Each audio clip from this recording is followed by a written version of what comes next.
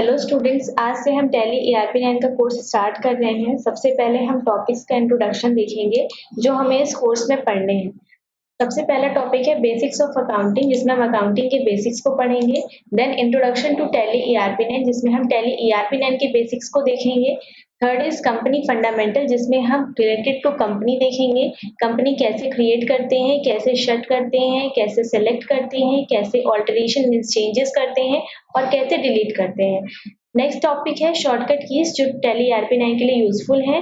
Next groups दो तरह से होते हैं, single groups and multiple groups. हम इन दोनों में काम वर्क करके देखेंगे। देन लेजर्स कैसे क्रिएट करते हैं, कैसे उसका यूज होता है। देन वाउचर्स तीन तरह से होते हैं, अकाउंटिंग वाउचर्स, इन्वेंट्री वाउचर्स और टैक्सेशन। देन अकाउंटिंग वाउचर देखेंगे। अकाउंटिंग वाउचर में हम लेजर्स को क्रिएट करना, एंट्री को बनाना, फाइनल अकाउंट देखना जिसमें trading account, profit and loss account और बैलेंस शीट आती है। देन कॉस्ट सेंटर्स और कॉस्ट कैटेगरी के अंदर काम करना। देन चेक के थ्रू पेमेंट एंड चेक के थ्रू रिसीव करना अमाउंट को। मल्टीपल करेंसीज में वर्क करना, एक्सपोर्ट करना डेटा, इंटरेस्ट कैलकुलेशन करना, इंटरेस्ट रिसीव करना, बजट बनाना और उसके अकॉर्डिंग वर्क करना। देन सिक्योरिटी कंट्रोल, जिसमें हम पासवर्ड लगाना, टेलीवॉर्ड पासवर्ड या सिक्योरिटी पासवर्ड लगाना। Next topic is inventory voucher, जिसमें हम इंट्रोडक्शन देखेंगे, एंट्रीज कैसे बनाते हैं वो देखेंगे, एक्चुअल एंड बिल क्वांटिटीज देखेंगे, डिस्काउंट्स की एंट्री किस तरह से होती है, गुड्स को असेंबल करना और उसकी एंट्री करना, प्राइस लिस्ट देखेंगे। And last one is taxation, जिसमें हम गुड्स एंड सर्विसेज टैक्स, जिसे जीएसटी कहते हैं, इसके अंदर हम purchase and sale of goods, when goods purchase on credit, reverse charge mechanism जिसे आरसीएम कहते हैं, when goods other than sale. Next is tax reduction at source, जिसे टीडीएस कहते हैं। And last one is tax collection at source, जिसे TCS कहते हैं। Then payroll management, जिसमें हम पेरोल से रिलेटेड चीजें करेंगे। नेक्स्ट वन इज, अब हम देखेंगे बेसिक्स कॉन्सेप्ट्स ऑफ अकाउंटिंग, जो कि आपको आगे टैली में बहुत जगह सुनने और देखने को मिलेंगी। हम उन चीजों को यहाँ पे डिस्कस कर लेते हैं। पहला टॉपिक है accounting. What is accounting? Accounting is an art of recording, classifying, summarising in significant manner and in terms of money, transactions and events which are of financial character and interpreting the results thereof. Means accounting एक art है, एक कला है। जितने भी business के सौदे हो रहे हैं, ट्रांजैक्शन हो रहे हैं, जो कि मनी और मनी के फॉर्म में है, मीन्स मुद्रा में आप इसे माप सकते हैं। जो भी ट्रांजैक्शन या जो भी इवेंट्स हो रहे हैं उसे रिकॉर्ड करना, क्लासिफाई करना, समराइज करना, प्रॉपर बुक्स में रिकॉर्ड करना और आगे चल के इन्हीं रिजल्ट्स को हमें बाहरियों को, क्रेडिटर्स को, गवर्नमेंट को बताना, ये अकाउंटिंग के अंदर आता है। Next, business transactions. A business transactions is the movement of money and money's worth from one person to another or exchange of values between two parties is known as business transaction. Business transaction को हम व्यापारिक सौदे कहते हैं। किसी वस्तु के क्रय, विक्रय, विनिमय या लेन देन को सौदा या व्यवहार कहा जाता है। सौदा नकद भी हो सकता है और उधार भी हो सकता है। जैसे मोहन को 500 रुपए का माल बेचा, यह एक सौदा है। Then purchase. A purchase means goods purchased by a businessman from suppliers. Purchase को हिंदी में क्रय कहते हैं। व्यापारी जिस माल में व्यापार करता है उसके खरीदने को क्रय कहा जाता है। यदि क्रय नकद किया गया है तो नकद क्रय और यदि उधार क्रय किया गया है तो इसे उधार क्रय कहते हैं। Fourth one is sales. Sales is goods sold by a person or businessman to its customer. Sale को हिंदी में विक्रय कहते हैं। व्यापारी जिस माल में व्यापार करता है उसकी बिक्री को विक्रय कहा जाता है। यदि बिक्री नकद होती है तो नकद बिक्री और यदि उधार होती है तो इसे उधार बिक्री कहते हैं। Next one is purchase return और रिजेक्शन आउट और outward invoice. Means purchase return means the return of the full or a part of goods purchased by a businessman to his supplier. Hindi में क्रय वापसी, माल को क्रय करने के बाद यदि यह पता चले कि माल नमूने के अनुसार नहीं है या उसमें कोई डिफेक्ट है, दोष है या कोई अन्य कारण है जिस कारण जितना माल वापस कर दिया जाता है उसे परचेज रिटर्न कहते हैं, जिसे हम रिजेक्शन आउट और आउटवर्ड इनवॉइस के नाम से भी जानते हैं। Next one is sales return और रिजेक्शन इन और इनवर्ड इनवॉइस, जिसे हम विक्रय वापसी कहते हैं। व्यापारी जिस माल में व्यापार करता है यदि उसे या कस्टमर को, जो ग्राहक है, उसे पता चले कि माल विक्रय के अनुसार नहीं है और वो लाके वापस कर देता है हमारे बिजनेस में, उसे हम सेल्स रिटर्न या रिजेक्शन इन या इनवर्ट इनवॉइस कहते हैं। Sales return means the return of the full or a part of goods sold by customer to his businessman. Next topic is assets. Assets are the thing and properties possessed by a businessman, not for resale but for the use in the business. Hindi में assets को संपत्तियां कहते हैं। संपत्तियों में भी सब वस्तुएं आती हैं जो स्थायी या अस्थायी रूप से बहुत समय तक व्यापार को चलाने एवं लाभ के लिए प्रयोग की जाती हैं एवं व्यापार चलाने में सहायता करती हैं, जैसे भूमि, भवन, मशीन, रोकड़, फर्नीचर, बैंक बैलेंस, ये सारी आपकी क्या है, असेट्स है। Next, liabilities. All the amounts payable by a business concerned to outsiders are called liabilities.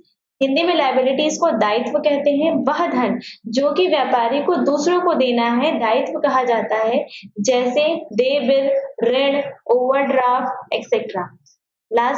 Next one is capital. Capital is the amount invested for starting a business by a person. Capital को हिंदी में पूंजी कहते हैं। वह धनराशि या माल को पूंजी कहा जाता है जिसे व्यवसाय का स्वामी व्यवसाय में लगाता है। इसी राशि से व्यवसाय प्रारंभ किया जाता है। Next, debtors. Debtors is the person who owns amount to the businessman. Debtors को हिंदी में देनदार कहते हैं। जिस व्यक्ति, संस्था, फर्म, कंपनी या निगम आदि से उधार दिए हुए माल का मूल्य या धन व्यापारी को वसूल करना होता है, वे व्यक्ति, संस्था, फर्म या निगम आदि उस व्यवसाय के देनदार होते हैं। Next, creditors. Creditors is the person to whom amounts are owned by the businessman. Creditors को देनदार कहते हैं। वह व्यक्ति, संस्था, फर्म, कंपनी या निगम आदि को उधार क्रय करने के लिए व्यापारी द्वारा धन देय होता है, वे व्यापारी के लेनदार कहे जाते हैं। मीन्स बिजनेसमैन को या बिजनेस को जिस भी पर्सन को पेमेंट करना है वो उसके क्रेडिटर हुए। Next, debit. The receiving aspect of transaction is called debit or DR. Credit. The giving aspect of transaction is called credit or CR. Next, drawing. Drawings are the amount withdrawn by the businessman from his business for his personal, private and domestic purpose. Drawings may be made in the form of cash, goods and assets of the business. Drawings को हिंदी में आहरण कहते हैं। व्यापार का स्वामी अपने प्रयोग के लिए, अपने यूज के लिए जो माल, जो गुड्स या कैश बिजनेस में से निकाल लेता है उसे आहरण यानी कि ड्राइंग कहा जाता है। Next, receipt. It is the document issued by the receiver of cash to the giver of cash acknowledging the cash receive voucher.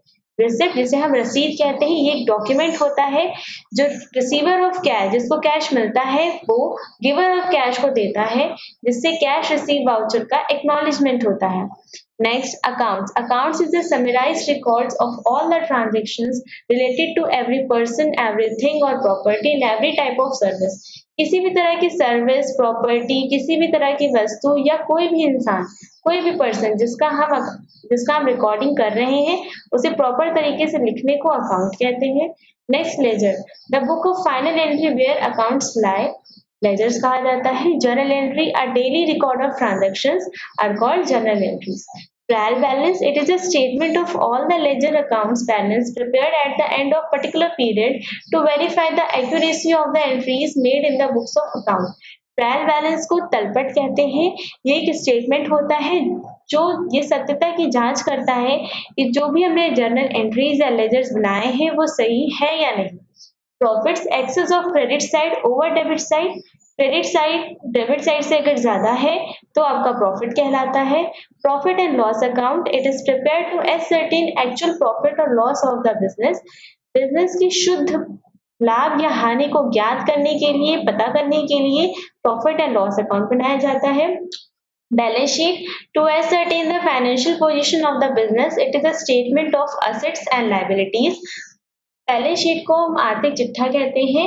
ये हमारे बिजनेस की फाइनेंशियल पोजीशन को बताता है, बिजनेस के असेट्स और लायबिलिटीज के बारे में बताता है। यहाँ पे हमारा अकाउंटिंग प्रोसीजर एंड हो जाता है।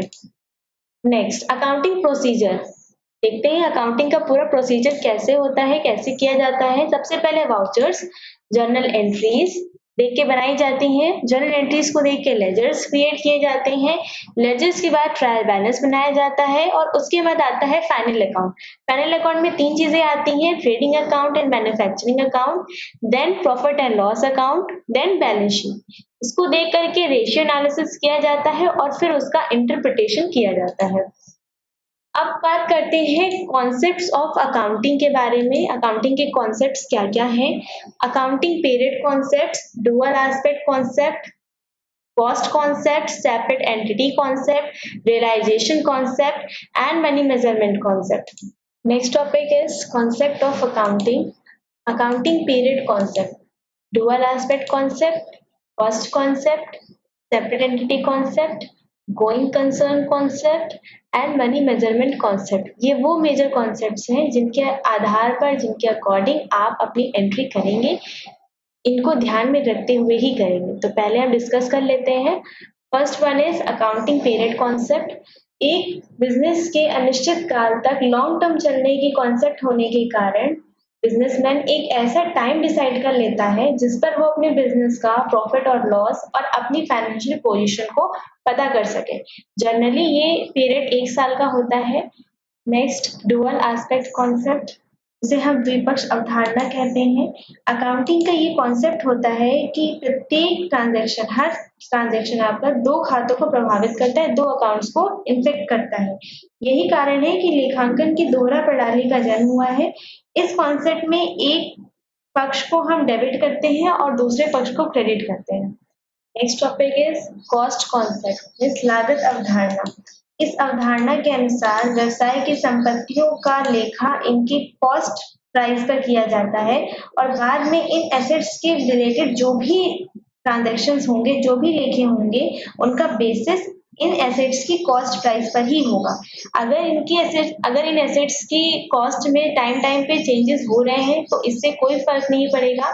अगर हम बैलेंस शीट बना रहे हैं तो भी हम इन एसेट्स का लेखा इनके कॉस्ट प्राइस पर ही करेंगे। Next one is separate entity concept. ये बहुत इंपॉर्टेंट कॉन्सेप्ट है और बहुत कंफ्यूजिंग कॉन्सेप्ट है। इस कॉन्सेप्ट के अकॉर्डिंग बिजनेस और बिजनेसमैन दोनों सेपरेट होते हैं, दोनों अलग होते हैं। जनरली हम ये डिसाइड कर लेते हैं कि बिजनेसमैन ही बिजनेस है, जो भी ट्रांजेक्शन हो रहे हैं वो बिजनेसमैन के अकाउंट में करो, बट ऐसा नहीं है। जो भी हम ट्रांजेक्शन कर रहे हैं, जो भी सौदे कर रहे हैं, जो भी लेखे कर रहे हैं, वो बिजनेस की बुक में करेंगे, ना कि बिजनेसमैन की। बिजनेसमैन भी एक तरह से आउटसाइडर है, बिजनेस का क्रेडिटर है, जो कि बिजनेस में पूंजी लगाता है, कैपिटल लगाता है, जिससे बिजनेस को स्टार्ट किया जाता है। Next, going concern concept. ये कॉन्सेप्ट ये कहता है कि बिजनेस, हम ये मान के चलते हैं कि बिजनेस लॉन्ग टर्म चलेगा, काफी लंबे समय तक चलेगा। इस कारण से हम बिजनेस के जब भी फाइनेंशियल अकाउंटिंग बनाते हैं तो उसमें outstanding expenditure, prepaid expenditure, accrued income, इन सब का लेखा करते हैं, क्योंकि हम ये मान के चलते हैं कि ये एडजस्टमेंट जो भी हम कर रहे हैं ये नेक्स्ट ईयर में हमारी फुलफिल हो जाएंगी। Next, money measurement concept. ये भी बहुत इंपॉर्टेंट कॉन्सेप्ट है। इस कॉन्सेप्ट के अकॉर्डिंग हम ये मान के चलते हैं कि जो भी ट्रांजैक्शंस मनी या मनीज वर्थ में हो रहे हैं, सिर्फ उन्हीं का ही हम लेखा करेंगे। जिन ट्रांजैक्शंस को हम मनी में नहीं नाप सकते हैं, मनी में हम नहीं उसको इंक्लूड कर सकते हैं, हम उसका लेखा नहीं करते हैं। तो ये हो गए कॉन्सेप्ट्स। अब बात करते हैं टाइप्स ऑफ अकाउंट की। टाइप्स ऑफ अकाउंट, अकाउंट 3 तरह के होते हैं, पर्सनल अकाउंट, रियल अकाउंट और नॉमिनल अकाउंट। हिंदी में व्यक्तिगत खाता, वास्तविक खाता और नाममात्र खाता। अब व्यक्तिगत खाता क्या होता है? जैसे कि नाम से समझ में आ रहा है, जिसमें हम पर्सन के बारे में बात करें, किसी चीज के नाम के बारे में बात करेंगे, जैसे राम, श्याम, कोई भी प्रॉपर नाउन हो गया, किसी भी नाम का अगर आप अकाउंट बना रहे हैं तो वो आपका पर्सनल अकाउंट में आएगा। अगर आप एक कंपनी का नाम है जैसे राम एंड सन्स, तो वो भी पर्सनल अकाउंट में आएगा। As well as outstanding expenditure है या प्रीपेड एक्सपेंडिचर है, ये भी आपके पर्सनल अकाउंट में ही इंक्लूड होगा। Next one is real account, जिसे हम वास्तविक खाता बोलते हैं। इसमें जनरली बिजनेस की जितनी असेट्स होती हैं जो कि रियल होती हैं, रियल में हम इन्हें देख सकते हैं, छू सकते हैं, एक जगह दूसरी जगह रख सकते हैं, या फिर वर्चुअली हम देख सकते हैं, वो हमारे रियल अकाउंट में आता है। जैसे बिजनेस की लैंड, बिजनेस की बिल्डिंग, बिजनेस की मशीनरी, बिजनेस का फर्नीचर, बिजनेस का कैश और बिजनेस के नाम से जो बैंक में अमाउंट रखा हुआ है, वो आपका रियल अकाउंट में आएगा। नेक्स्ट नॉमिनल अकाउंट, नॉमिनल को हिंदी में बोलते हैं नाम मात्र खाता। जैसा कि नाम से ही समझ में आ रहा है, ये सिर्फ एक नाम मात्र के लिए होता है, इसका एक्चुअल में कोई एग्जिस्टेंस नहीं होता है। जैसे सैलरी, सैलरी यानी कि वेतन, वेतन के बदले में, वेतन के अगेंस्ट में हम कैश लेते हैं या कैश देते हैं, लेकिन हम एक टैग लगाते हैं कि वो सैलरी है। एज वेल एज वेजेस यानी मजदूरी, कमीशन, डिस्काउंट, ये सारी चीजें सिर्फ नाम के लिए यूज होती हैं। इनके बदले में या तो हम कैश देते हैं या तो कैश लेते हैं। अब इन तीन अकाउंट्स के हम कुछ रूल्स बताते हैं। ये रूल्स बहुत इंपॉर्टेंट है, इनको याद करके ही हम आगे काम कर पाएंगे। इन्हीं पर ही हमारा पूरी अकाउंटिंग डिपेंड होती है, जिन्हें हम गोल्डन रूल्स कहते हैं। पहला पर्सनल अकाउंट का रूल है debit the receiver, credit the giver. Her account में डेबिट और क्रेडिट डुअल एस्पेक्ट, जैसे कि हम पहले पढ़ चुके हैं। हर अकाउंट की दो चीजें होती हैं, एक डेबिट एक पक्ष होगा, दूसरा पक्ष क्रेडिट होगा। तो पर्सनल अकाउंट का डेबिट होता है रिसीवर और क्रेडिट होता है गिवर। जैसे एग्जाम्पल, मोहन से 100 रुपए मिले, तो मोहन क्या है, गिवर है, तो मोहन का नाम हम क्या लिखेंगे, क्रेडिट में लिखेंगे। जैसे हमने बोला कि राम को 50 रुपए दिए, तो राम क्या हुए, रिसीवर हुए, उनको पैसा मिल रहा है, तो उनके नाम को हम क्या करेंगे, डेबिट करेंगे। Next real account, real account जिसमें हमने बताया था एसेट्स आती हैं, इसमें भी दो एस्पेक्ट्स हैं, डेबिट और क्रेडिट। डेबिट में हम लिखेंगे व्हाट कम्स इन, हमारे बिजनेस में क्या आ रहा है, और क्रेडिट में लिखेंगे व्हाट गोज आउट, हमारे बिजनेस से क्या जा रहा है।